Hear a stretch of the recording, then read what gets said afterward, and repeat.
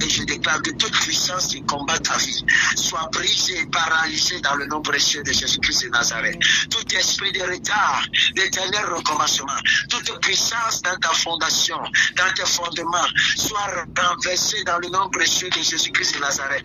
Toute mauvaise fondation dans ta vie soit renversée par le feu, soit renversée par le feu, soit renversée par le feu. Père, qui que ce soit au son de ma voix, j'implore, Seigneur, ta manifestation, et je déclare, Seigneur, que cette dernière, Seigneur, soit libérée de toute chaîne d'esclavage au nom puissant de Jésus-Christ. Je prie afin que l'Éternel te libère de la peur, que l'Éternel te libère de la procrastination, que l'Éternel te libère du doute.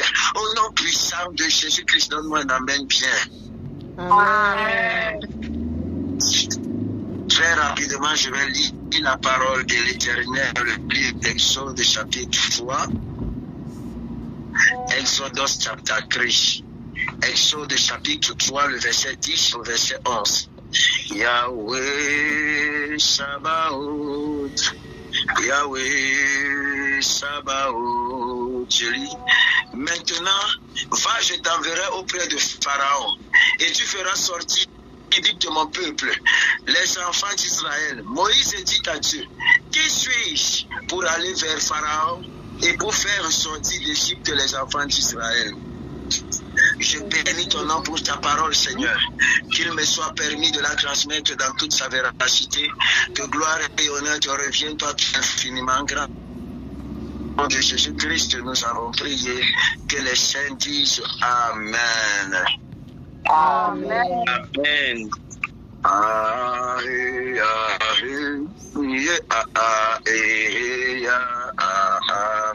Très rapidement, j'aimerais partager avec toi de la procrastination, peur et croissance.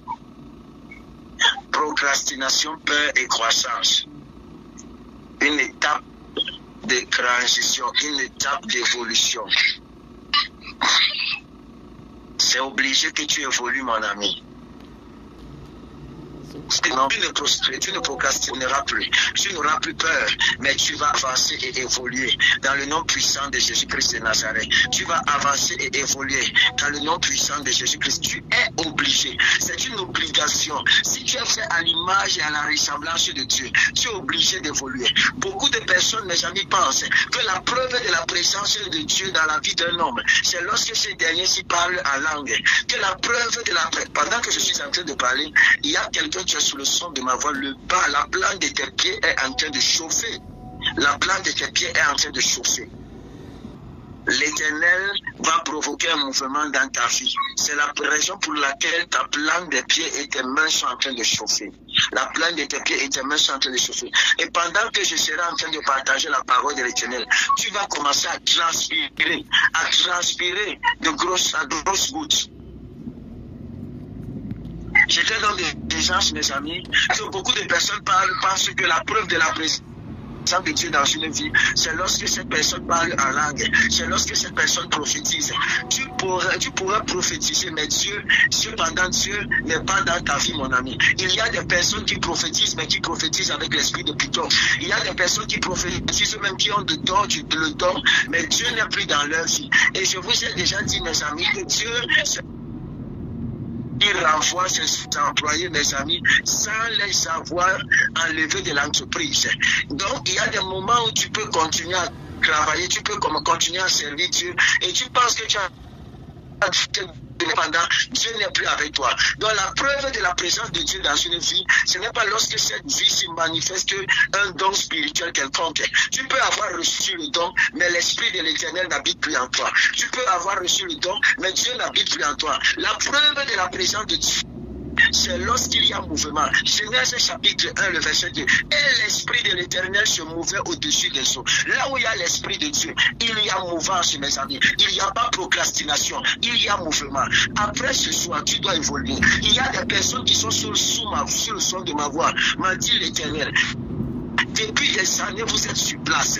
Depuis des années, il n'y a pas une avancée dans votre vie. Depuis des années, il n'y a pas une progression dans votre vie. Vous êtes les mêmes. Depuis 2020, vous vivez les mêmes choses. 2021, les mêmes choses.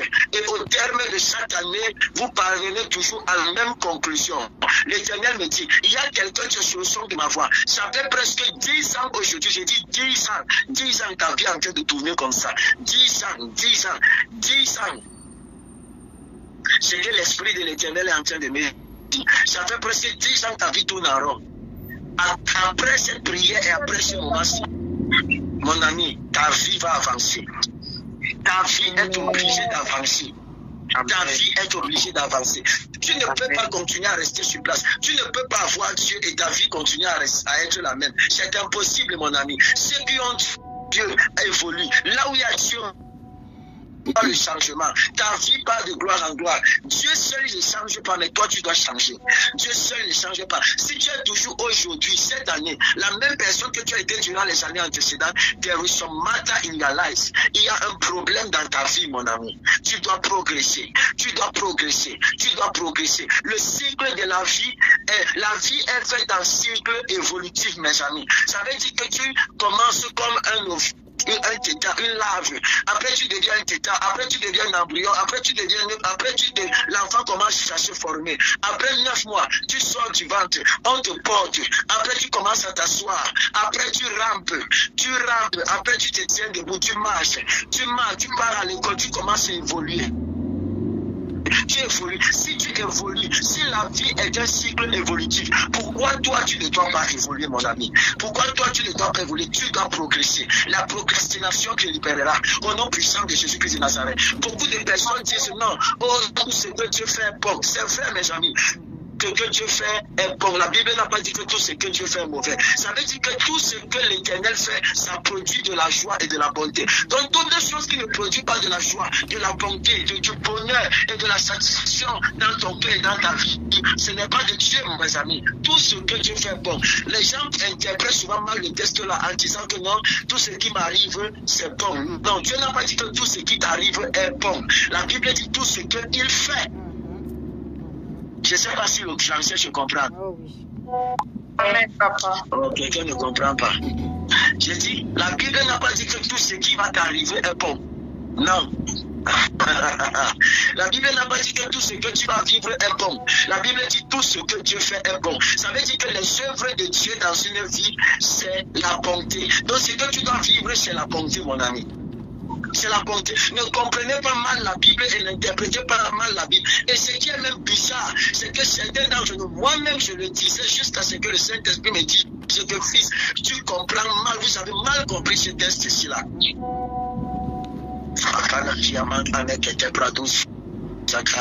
Enina anos kolufra itala kabaranda devradush kaliaba.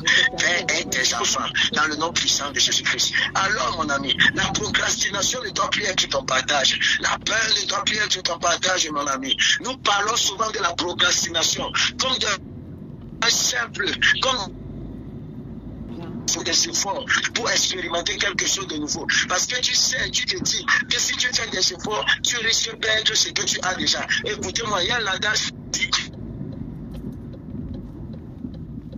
que rien n'est essentiel pour grandir spirituellement et à quand Dieu a son fils unique. Si toi tu ne veux pas risquer, tu vas continuer à être sur place. Dites amen bien. Amen. La délivrance, ce n'est pas simplement de dire au mauvais esprit sort. La délivrance, c'est aussi la libération de la mentalité. L'acquisition de l'information qui va te transformer et te permettre de pouvoir impacter ton entourage et d'impacter ta vie. Somebody say that. Amen. Amen. Alors, la procrastination n'est pas simplement la paresse, c'est aussi la peur. C'est aussi la peur, mes amis. Il dit, c'est aussi la peur. Nous tardons, mes amis, nous ne tardons pas à faire ce qui nous distrait, à scroller, à discuter, à regarder une série, mes amis. Mais quand il s'agit de prier, d'obéir à Dieu, de bâtir un projet, de semer dans notre avenir, soudain, mes amis, nous commençons à hésiter, nous commençons à réfléchir, nous commençons à nous poser des questions. Écoutez, dans le livre Exode chapitre 3, le verset 10 que nous avons lu, Dieu va dire à Moïse, maintenant je t'enverrai auprès de Pharaon et tu feras sortir d'Égypte mon peuple. Moïse va commencer à dire des choses, mes amis. Est-ce que je parle à quelqu'un? Il va commencer à tenir un autre langage. Dieu l'appelle, mais Moïse répond, qui suis-je, mes amis, pour aller vers Pharaon? Sa procrastination n'était pas la paresse, mes amis, mais c'était la peur de son identité et de ses capacités. Il ne se connaissait pas. Parfois nous procrastinons parce que nous ne connaissons pas les capacités que Dieu nous a données. Parfois nous procrastinons parce que nous ne connaissons pas ce que Dieu a mis à l'intérieur de nous. Parfois nous avons peur de pouvoir évoluer, de pouvoir progresser, de pouvoir initier, parce que nous avons une crise identitaire. Nous avons une crise identitaire, mes amis. Il faudrait même déjà qu'on parle de ça, qu'on reparle de ça ici. Gagner la bataille sur son identité. Am I talking to somebody? Amen. Amen. Amen. Moïse ne va pas dire Seigneur qui suis-je parce qu'il avait peur, mes amis. Il va dire qui suis-je parce qu'il avait des doutes. Il mettait des réserves sur sa personne. Valérie, ton micro. Il mettait des réserves, mes amis, sur sa personne. Il mettait des réserves sur ce qui il était, mes amis, et sur ce qu'il était capable d'accomplir. Si déjà tu ne sais pas qui tu es, tu ne sauras pas ce que tu peux faire. Amen. Mieux tu connais qui tu es, plus ton potentiel s'agrandit, plus tes possibilités s'agrandissent. Alors parfois procrastiner, c'est parfois le produit de connaissance de qui sont et de ce que quelles sont les possibilités. Parfois c'est ça la procrastination, mes amis. La peur est un panneau indicateur. La peur est un panneau indicateur. Écoutez-moi, Carl Jung disait ceci: là où ta peur est, là est ta tâche. Là où ta peur, là où est ta peur, là aussi est ta tâche, mes amis. Là où est ta peur. En fait, j'ai même fini par comprendre, mes amis, que la peur, la Bible va dire dans le livre de Josué chapitre 1, le verset 9, ne t'ai-je pas donné cet ordre, fortifie-toi et prends courage, ne te fais point et ne t'épouvante point, car l'Éternel ton Dieu est avec toi. La peur n'est pas une bannière, mes amis, c'est une boussole. Elle pointe vers le domaine précis où Dieu veut nous faire grandir, mes amis. Elle pointe vers le domaine précis où Dieu veut nous faire grandir. Beaucoup de personnes pensent que la peur est un problème. Est-ce que lorsque tu vois ton ombre, tu as peur de ton ombre, mon ami? C'est une simple question. Est-ce que quand tu vois ton ombre, tu as peur de ton ombre? Non. Non. Bon. Grandissait avec la mentalité et les enseignements où on te dit que ton ombre est un problème. N'est-ce pas, tu vas grandir avec cette peur de ton ombre. Lorsque tu verras ton ombre, tu vas t'effrayer. Parce que tu as grandi avec cette mise en garde que ton ombre est un problème. Amen. Donc, le problème n'est pas la peur. Le problème, c'est que nous croyons que la peur est un problème. Et pourtant, la peur peut être utilisée comme une boussole. La peur, c'est un sentiment normal parmi tous les autres sentiments. C'est lorsque tu les pousses qu'elle commence à te donner. Toi, tu es capable de dompter ta peur comme tu domptes les autres émotions. Amen. Amen. Amen.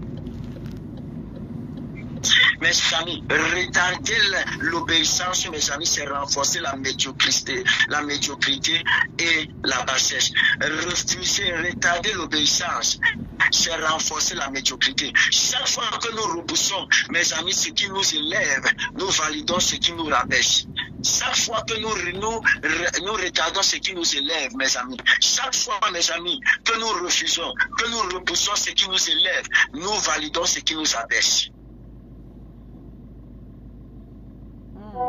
Chaque fois que nous repoussons ce qui nous élève, nous validons ce qui nous ce qui nous rabaisse, mes amis. Donc, à chaque fois que tu valides la désobéissance, tu repousses autant pour moi l'obéissance, tu valides la désobéissance. À chaque fois que tu valides, tu repousses l'obéissance, tu es en train de valider la désobéissance. L'obéissance te fait grandir, la désobéissance te fait décroître.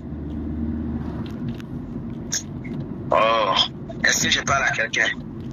Amen. Amen. Chaque chapitre 4 verset 17 va dire, celui donc qui sait faire ce qui est bien et qui ne le fait pas commet un péché. Ecclésiaste chapitre 11 le verset 4, celui qui observe le vent ne sèmera point et celui qui regarde les nuages ne moissonnera point, mes amis. Le retard n'est jamais neutre, c'est un accord silencieux avec la médiocrité. Je répète, le retard n'est jamais neutre, c'est un accord silencieux. Plus avec la médiocrité, plus la médiocrité. La médiocrité n'est pas du langage et du domaine des enfants de Dieu. Tu dois prôner l'excellence. Dans tout ce que tu fais, on doit voir l'excellence. Dans tout. Mes amis, beaucoup de personnes disent que non, oh homme de Dieu, peut-être tu es orgueilleux. Tu es orgueilleux, tu vois, tu as les... Mes amis, ce n'est pas question d'orgueil. Pour ceux qui me connaissent, savent. Même mes frères le disent, mes frères les plus proches. Ils ont souvent l'habitude de dire, ton humilité est une école pour nous, Papa Emmanuel. Ton humilité est une école pour nous. Donc ce n'est pas une question d'orgueil. Si je veux être excellent, mes amis, c'est parce que je refuse la médiocrité. Je refuse la médiocrité, je refuse de penser médiocre. Je refuse de voir dans la médiocrité. Il y a un certain niveau que si tu vas atteindre, tu dois arrêter de rester dans la bassesse. Ce que tu vois, tu l'attires. Et ce que tu attires, tu le manifestes. Commence à penser dans l'excellence. Comment agir dans la grandeur. La grandeur, les grandes choses et les bonnes choses, ce n'est pas simplement pour des personnes qui sont dans le monde, mes amis. C'est aussi pour nous. C'est aussi pour nous. C'est aussi pour nous. Dernièrement, je vous ai dit, lorsque nous étions en train de préparer Prayer for the Nation, à la veille de Prayer for the Nation, nous sommes allés arranger la salle. Et les gens ont pris du retard. Il y avait la ministre, il y avait madame la ministre qui était en train de tenir son communauté, bref, une réunion dans la salle qu'on avait louée. Lorsqu'elle a terminé, elle est sortie. On entre et puis on commence à causer, on commence à parler. Et puis, je ne sais pas qu'est-ce que j'ai dit, ou c'était moi, ou c'était papa, Jaël et tout. On a commencé à dire, nous nous asseyons sur la chaise du ministre, de madame la ministre.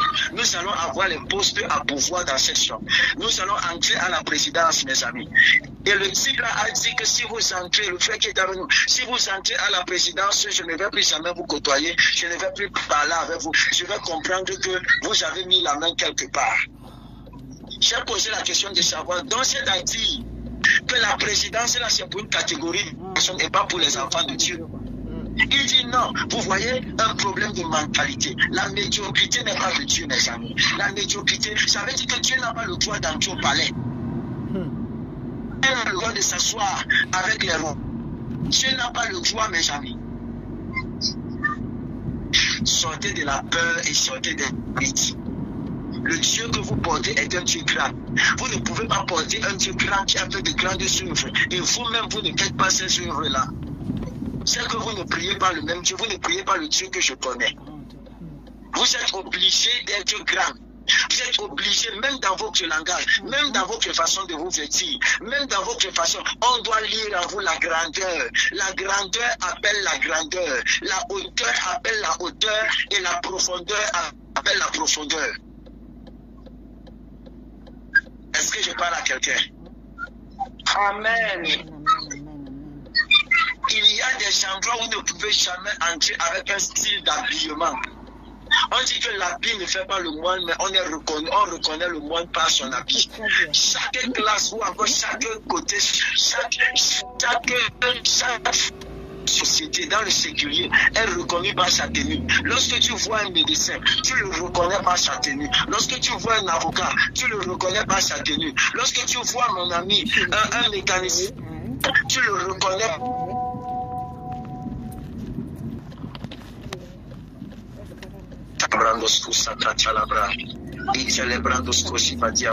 Écoutez-moi, mes amis, vous ne devez plus vous vêtir n'importe comment.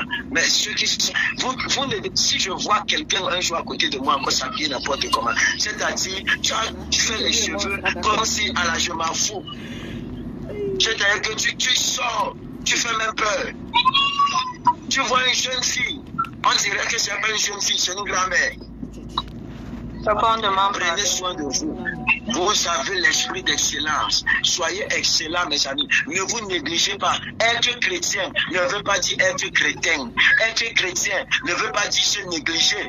Être chrétien ne veut pas dire négliger son apparence. Être chrétien, mes amis, même votre apparence prêche l'évangile. Lorsque j'étais dans la souffrance, c'est pas qu'aujourd'hui je suis déjà totalement épargné, mais quand même Dieu a changé quand même mon histoire un peu. Je suis allé évangéliser quelqu'un, mes amis, et ce que le type là m'a répondu m'a tellement fait mal. Il m'a dit, si croire à ton Jésus est pour être comme toi là, frère, c'est mieux que tu me laisses dans mon péché, dans ma condition. Je ne peux pas croire à ton Jésus. Il m'a dit ça m'a tellement fait mal. Quand je raconte cette histoire, ça fait rire. Mais ça m'a tellement fait mal, mes amis. Parce que, en fait, mon apparence ce jour aurait pu aussi donner un message. Amen. Est-ce que je parle à quelqu'un? Amen. Mon apparence aurait aussi pu donner un message. Mon ami, la façon que tu t'as... Qu'on ne vous frustre pas en vous disant que vous devez vous habiller mal. Vous devez bien vous habiller, mes amis. Décemment. Vous devez bien vous habiller, mais décemment. Vous connaissez ce que décemment veut dire, non? Décemment veut dire, non? Décemment, mais propre. Ne portez pas les VCD et les DVD. Tout est ventre dehors. Ventre tout dehors, ventre plus dehors. VCD. À vous comme si vous devez représenter le royaume. Que le Seigneur Jésus-Christ vous bénisse, mes amis. Vous avez un esprit d'excellence. Vous avez l'esprit d'excellence en vous. Alors, mes amis, cherchez l'excellence. Écoutez-moi, la zone, mes amis, de plus grande résistance est la porte la plus grande de bénédiction. La zone, je répète, la zone de plus grande résistance est la porte de la plus grande bénédiction. La zone où tu fais face à beaucoup d'opposition, c'est la zone, c'est la porte de bénédiction. J'étais en train de dire à quelqu'un, je ne sais pas à qui, que je me plais dans les combats. Quand c'est difficile même, c'est où je travaille plus. Quand je suis même combattu, mon ami, mettez-moi la persécution. Je suis à l'aise dans la persécution. C'est là où je tends mon voile et j'avance contre les vents et contre la tempête. Combattez-moi, je vais avancer. Critiquez-moi, je vais avancer. Insultez-moi, je vais avancer. Je vais présenter Jésus-Christ. Le message ne sera jamais sur la base des opinions. Rien ne m'arrêtera. Je prêcherai Jésus-Christ. Je parlerai Jésus-Christ, de Jésus-Christ. Et je le présenterai. Et je vais le refléter. Dans le nom précieux de Jésus-Christ de Nazareth. Amen. Est-ce que je peux... Okay. Amen. 1 Corinthiens chapitre 16, le verset 9 va dire: car une porte grande et un accès efficace m'est ouverte et les adversaires sont nombreux.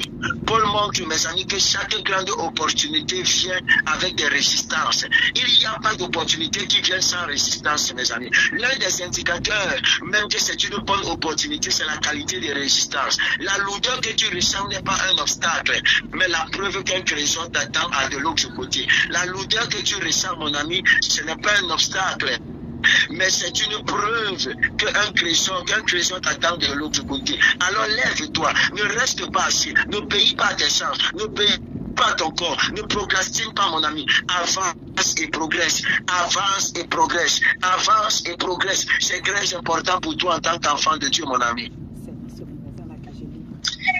Quelqu'un dit avec moi, étire ton esprit et enfante tes bénédictions. Étire ton esprit. Étire ton esprit et enfante tes bénédictions. Isaïe chapitre 54, verset 2 au verset 3 va dire, élargis l'espace de ta tente, qu'on déploie les couvertures de ta demeure, n'empêche pas, allonge tes cordages, affermis tes pieds, car tu reprendras à gauche, à droite et à gauche. Écoutez-moi, étendre ses cordages, c'est élargir sa manière de penser. Étendre ses cordages, c'est étendre, c'est élargir sa manière de penser. Il dit ne vous conformez pas au siècle présent, mais laissez-vous transformer par le renouvellement de la pensée. C'est le renouvellement de la pensée qui produit la transformation. C'est le renouvellement de la pensée qui produit la transformation. Il dit laissez-vous transformer par le renouvellement de la pensée. Si tu ne renouvelles pas ta pensée, tu ne seras pas transformé. Si tu ne renouvelles pas tes pensées, tu ne seras pas transformé. Commence à penser comme Dieu. Ne pense pas comme ton environnement veut te faire croire. Ne pense pas comme les autres veulent te faire.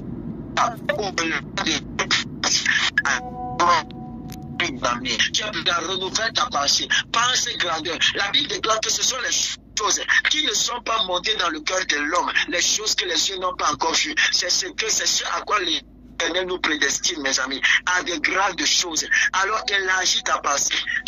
Change ta pensée, change ta pensée, change ta pensée, change ta pensée, mon ami, change ta pensée.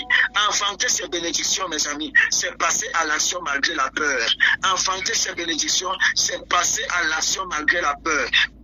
Oui, c'est réel, j'ai peur, mais la peur est un allié devenu mon allié. Oui, c'est réel. Écoutez-moi, lorsque vous êtes dans la brousse et que vous faites face à un animal, la peur déclenche à vous un instinct de survie. Est-ce que je parle à quelqu'un? La peur déclenche en vous un instinct de survie.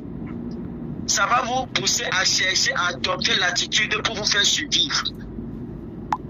Donc la peur n'est donc pas un obstacle, la peur est un allié. La peur fait... Mon ami, comprends ça. Si tu dois comprendre ça aujourd'hui, tu dois comprendre ça. Que la peur est un élément pour te permettre d'avancer et de progresser. Alors tu dois être capable d'évoluer malgré la peur. Tu dois être capable d'avancer malgré la peur. Tu dois être capable d'évoluer, de progresser malgré la peur, mon ami. Oh, Akamala Diava, j'aimerais te poser une question ce soir. Quelles sont les tâches que tu repousses encore et encore? Quelles sont ces tâches? Si tu regardes plus profondément, quelle peur se cache derrière ce retard? Quelle peur se cache derrière ton retard, mon ami? Que serait ton prochain? Quel serait ton prochain pas d'obéissance si tu choisissais, mon ami, la foi plutôt que la peur? Si tu choisissais la foi plutôt que la peur, quel serait ton prochain pas d'obéissance? Je te dirais en concluant, mon ami, que la procrastination est un signe, pas un verdict. Elle révèle les zones où Dieu veut te transformer, mon ami. Chaque fois que tu retardes, mon ami, de ton futur contre ton confort actuel. Tu échanges ton futur contre ton confort actuel. J'aimerais te dire, lève-toi, lève-toi, lève-toi, lève-toi, sors de ton confort actuel et va me chercher ton futur. Va me chercher ton futur, mon ami. Va me chercher ton futur. Est-ce que je parle à quelqu'un? Sois délivré, sois délivré, sois délivré. Hébreux chapitre 3, verset 15. Si vous entendez sa voix, n'endurcissez pas vos cœurs. Permettez, mes amis, que l'Esprit de l'Éternel vous parle par le moindre que je suis. N'écoutez pas simplement ma voix, mais parvenez à contester, à discerner la voix de Dieu par la voix du vermisseau que je suis. Dieu est en train de vous parler. Écoutez ce que l'Esprit de l'Éternel est en train de vous dire. Écoutez attentivement, mes amis. Écoutez, ce n'est pas demain. Ce n'est pas demain. Sortez de la peur et agissez. Ne retardez pas, mes amis. Ne retardez pas. Ne change pas ton futur contre le confort actuel. Ne change pas ton futur contre le confort actuel. Va aussi. Va chercher, avance encore. C'est le moment pour toi d'évoluer. C'est le moment. Dieu t'attend, mon ami. Il t'a déjà donné les capacités. Lève-toi et va vers. N'aie pas peur. Même Même si tes parents ont échoué là-bas, même si tes amis ont échoué là-bas, ne limite pas tes actions parce que quelqu'un va te dire, mon ami, que ceci-là est difficile. C'est peut-être difficile pour lui, mais ce n'est pas difficile pour toi. Difficile ne veut pas dire que c'est impossible. Difficile veut dire que ça demande encore un peu plus d'effort. Ça peut demander un peu plus d'effort, mais cela ne veut pas dire que c'est impossible. Cela ne veut pas dire que c'est impossible. Même si ça demande un peu plus de consécration, même si ça demande un peu plus de jeûne, même si ça demande un peu plus de sentiments. C'est pas moi, c'est le Tu as pu consentir au sacrifice nécessaire pour parvenir à la manifestation. C'est le temps pour toi, mon ami. Le monde est en train de t'attendre. Tu n'es pas une lampe qui doit être cachée. Tu es une ville située sur une montagne qui doit être vue. Alors lève-toi, commence à briller. Lève-toi, commence à briller. Lève-toi, commence à briller. Aucun esprit n'a le droit de t'arrêter. Je ne parle pas de demain. C'est aujourd'hui. Aujourd'hui, pas demain. Aujourd'hui, pas demain. Si je dois périr, mes amis, je périrai comme Esther dans le livre d'Esther, chapitre 4, verset 16. Si je dois périr, comme Mardochée a dit à Haman, si je dois périr, alors je périrai. Je ne risque rien, mes amis. Peu importe si c'est mon moment, c'est mon moment. Je ne reste pas les bras croisés. Je vais me lever. Peu importe ce qui sera dit. Peu importe ce qui sera dit. Je me lève et je pars. Je n'ai plus peur de ce que je peux rencontrer parce que je sais que l'Éternel est avec moi. Je n'ai plus peur de ce que je vais rencontrer devant parce que je ne me lève pas seul. Je me lève avec l'Éternel. Je me lève avec l'Esprit de Dieu. Je marche avec l'Esprit de Dieu et j'évolue avec l'Esprit de Dieu, mes amis. Aujourd'hui, mon ami, aujourd'hui, car Dieu, mes amis, Dieu est avec moi. Je peux étirer mon esprit pour enfanter mes bénédictions. Je peux étirer mon esprit pour enfanter mes bénédictions. Je prie.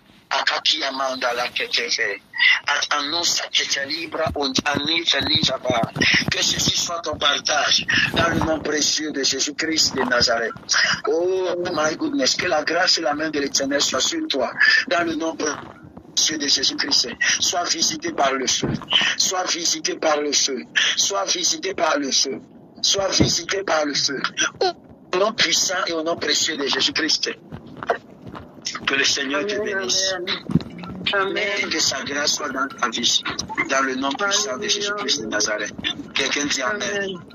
Amen, amen, amen. Amen, amen. Soyez bénis ce soir. Vous êtes des héros et des champions. Je vous donne rendez-vous lorsqu'il sera minuit 00. Amen. Shalom à tous. Shalom, et bonne cassure de Dieu. Ne mangez pas beaucoup. N'hésitez pas à liker, à partager la chaîne et à vous abonner. Soyez bénis.